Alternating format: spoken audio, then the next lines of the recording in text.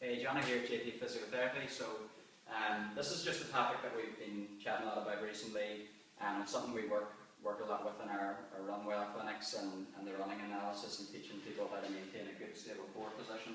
But it's to do with being able to stretch some of the muscles that flex the spine or bring the knee forward.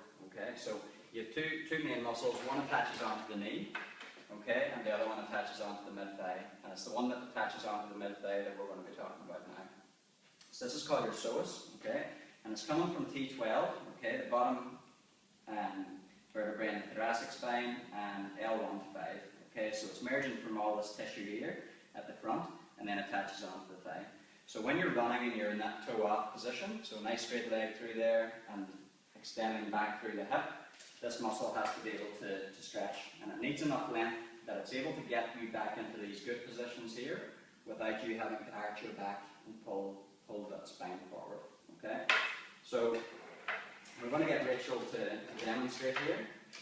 So when we're doing this, we want it to be as functional as possible. So we want you to be able to get into the stride position here. So you're going to have one hip back, okay? And what we're really doing here is we're trying to learn how to maintain a good stable pelvis. Okay, so good. So Rachel's got this toe off position here, nice straight leg, which means she's activating well through the glutes.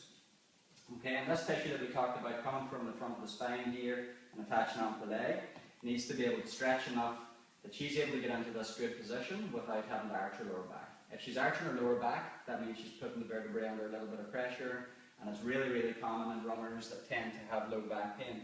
We find that they're not able to get into this hip extension position without compromising their back. Okay? So what we're going to do here, Rachel posted up a really good video a while back on pelvic tilts. Okay? And it's really practicing that pelvic tilt there. So what we're going to get Rachel to do first is go into a poor position. So this is what we commonly see. Yeah, is if we're too tight through there, when she's pushing off back, you'll see this arching in the lower back. Okay, which closes down the vertebrae and causes a bit of pressure in through there. Okay, so what we want is for Rachel to be able to switch on the glutes and tilt that pelvis backwards into a good position. Perfect. Now you'll see Rachel's going to feel a nice stretch through the front of the hip there, and we really want about 25 or 30 degrees hip extension through there. So we want your trunk staying nice and steady, and all that movement into extension is coming from the hip joint. Okay. So we're going to post up another video in the next few days showing about the other muscle, okay, your rectus femoris, which attaches onto the knee, and a nice stretch for that. But this one is your iliopsoas, and again, set it up as well as you can to mimic a running pattern at home. You can use a chair, or even the second or third step at home. You want your feet hip width apart, okay? You want to be up on your toes with a nice straight leg, activating through the glutes, and learn to maintain that good back position. Okay, thank you.